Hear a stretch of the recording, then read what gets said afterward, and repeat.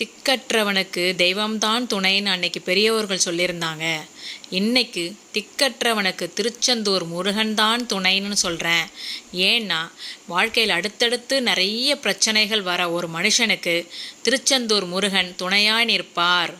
நின்று உங்கள் பிரச்சனைகளெல்லாம் தீர்த்து நல்ல விதமாக உங்களுக்கு அருளும் ஆசையும் வழங்குவார். எப்படின்னு கேட்குறீங்களா?